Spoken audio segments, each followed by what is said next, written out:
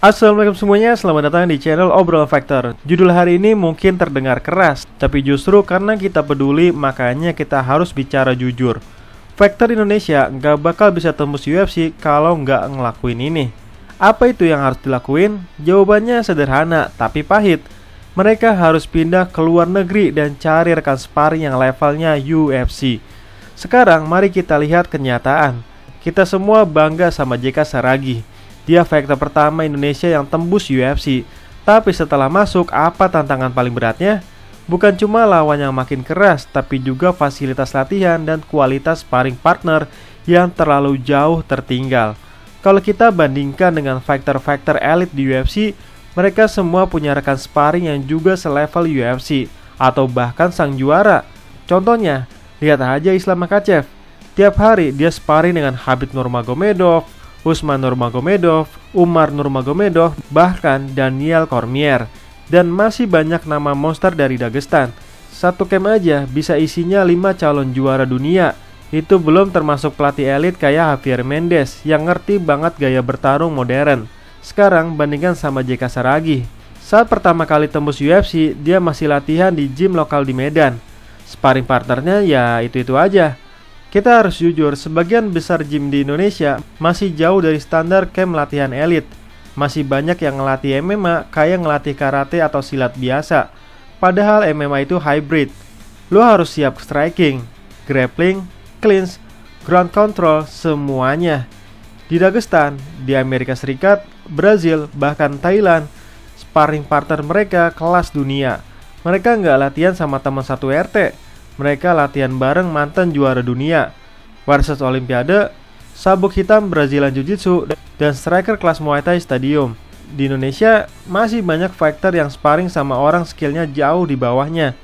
Hasilnya, begitu ketemu lawan beneran di luar negeri, langsung kaget. Karena nggak terbiasa ditekan sama lawan yang lebih cepat, lebih berat, dan lebih kejam. Islam Makhachev jago karena rekan sparringnya adalah Khabib Nurmagomedov. Daniel Cormier rekan sparringnya Ken Velasquez. Alex Pereira rekan sparringnya Glover Teixeira. Merab Dvalishvili rekan sparringnya Aljamain Sterling. Kamaru Usman rekan sparringnya Justin Gaethje. Charles Oliveira rekan sparringnya Jan Silva. Dustin Poirier rekan sparringnya Jorge Masvidal. Ilia Topuria rekan sparringnya Alexander Topuria. Israel Adesanya rekan sparringnya adalah Alexander Volkanovski, dan masih banyak lagi. Sekarang bandingkan sama JK Saragih. Saat pertama kali tembus UFC, dia masih latihan di gym lokal di Medan. Sparring partnernya ya itu-itu aja, yang sama-sama belum punya pengalaman internasional. Apa ada yang pernah tanding di Brave CF atau One Championship? Gak ada. Ini bukan soal meremehkan fighter Indonesia, tapi soal kenyataan. Rekan sparring itu faktor besar dalam kemajuan teknik. Teman-teman gak bisa bertumbuh kalau tiap latihan jadi jagoan sendirian. Teman-teman butuh orang yang bikin teman-teman kalah tiap hari, baru teman-teman naik level. Lihat fighter seperti Merab Dvalishvili. Dia temenan sama Aljamain Sterling, Ray Longo, dan semua elite grappler di Amerika Serikat. Mereka latihan keras dan level mereka sama tingginya. Hasilnya, Merab belum pernah kalah dalam 13 pertarungan terakhir. Sementara di Indonesia, kita belum punya ekosistem seperti itu. Nah sekarang masuk ke nama yang lagi naik daun, yaitu Bilal Hasan. Dia berdarah Indonesia dan saat ini jadi juara flyweight di promotor CFFC, Amerika Serikat. Prestasinya jelas, 2 kali menang lewat submission dan KO. Dan dia jadi bahan perbincangan karena gaya bertarungnya yang agresif. Tapi pertanyaannya, apakah Bilal Hasan sudah pasti akan sukses di UFC? Jawaban jujurnya adalah belum tentu. Kenapa? Karena promotor seperti CFFC memang jadi batu loncatan ke UFC. Tapi di sana lawannya belum sekelas elit UFC. Di UFC dia bakal ketemu monster seperti Brandon Royval, Amir Albazi, Alexander Pantoja, dan masih banyak lagi. Kalau Bilal Hasan belum siap secara teknik dan mental, dia bisa tumbang di pertarungan pertama. Tapi satu hal pasti, kalau dia emang bagus, UFC pasti lirik. UFC itu nggak butuh viral duluan, mereka butuh fighter yang siap. Kalau teman-teman menang telak di CFFC, One Championship, atau PFL, mereka pasti ngejemput. Mereka pasti nelpon kok. Lihat aja Bonekal, baru 2 kali tanding di pertarungan MMA, udah bisa masuk UFC. karena dia luar biasa di NCAA dan finish lawan dengan dominan. Jadi bukan masalah promotor mana, tapi seberapa kuat dan efektif penampilan lo. Sementara itu, balik lagi ke Indonesia. Kenapa kita selalu tertinggal? Salah satu alasannya adalah kultur MMA di Indonesia belum kuat. Banyak gym di sini masih campur-campur. Ada Muay Thai, ada Jiu-Jitsu, ada gulat, tapi nggak fokus. Pelatihnya pun banyak yang backgroundnya bukan fighter kompetisi. Jadi cuma mantan atlet lokal atau instruktur tanpa jam terbang. Jangankan bandingkan dengan Eropa, Brazil, dan Amerika Serikat. Kita bandingin aja sama Asia Tengah.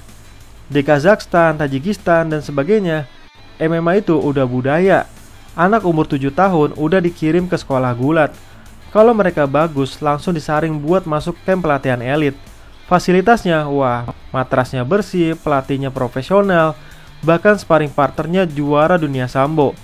Indonesia masih sibuk debat soal ini MMA atau bela diri tradisional.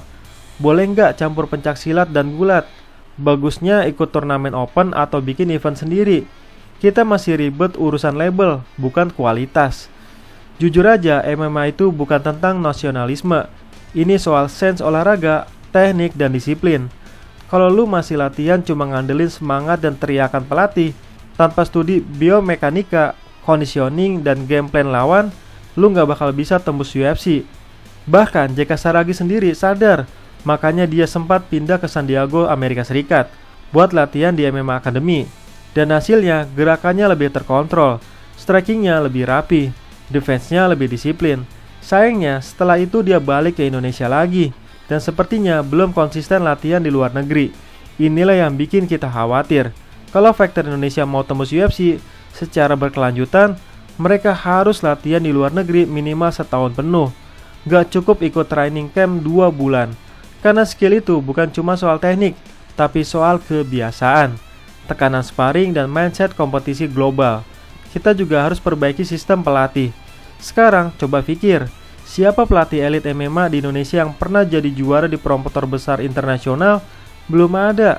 Kita harus undang pelatih dari luar atau kirim pelatih muda Indonesia magang di luar negeri. Tanpa itu kita jalan di tempat. Dan satu hal lagi yang sering dilupakan, yaitu mental bertarung. Fighter Dagestan, Thailand, Brazil, mereka sudah biasa tanding sejak muda. Mereka nggak canggung ditonton ribuan orang. Sementara banyak fighter Indonesia gugup saat masuk oktagon besar. Kenapa? Karena dari kecil nggak dibiasakan. Itulah pentingnya ekosistem kompetisi yang sehat. Coba lihat One Pride, promotor lokal terbesar di Indonesia. Mereka sudah sangat berjasa mengembangkan fighter lokal. Tapi kita juga harus jujur, matchmakingnya masih sering berat sebelah. Ada yang rekornya 7-0 lawan yang baru debut. Itu nggak akan mengasah skill fighter, cuma membangun rekor palsu. Dan akhirnya, saat fighter ini dibawa ke pentas internasional, mereka kaget luar biasa, karena lawannya jauh lebih siap. Kita perlu revolusi, bukan cuma promotor besar, tapi juga kurikulum latihan, rekan sparring, dan mindset pelatih. Kalau lu serius mau lihat Belal Hasan masuk UFC dan jadi sukses, dia harus tetap stay di Amerika Serikat, dan terus berlatih dengan sparring partner yang kuat. Mungkin pindah ke gym seperti American Top Team atau Extreme Couture. Dan yang paling penting, jangan cepat puas. Kita dukung dia, tapi kita juga harus sadar kalau dia balik ke Indonesia dan ikut sistem lama, dia akan mundur. Dan kita akan kehilangan satu lagi potensi bintang UFC dari tanah air. Khabib juga pernah bilang, kerja keras aja nggak cukup untuk jadi juara di UFC. Yang perlu ditambahkan adalah pengorbanan. Terima kasih sudah nonton obrolan fighter. Jangan lupa share video ini ke teman-teman lo. Sekian dan terima kasih.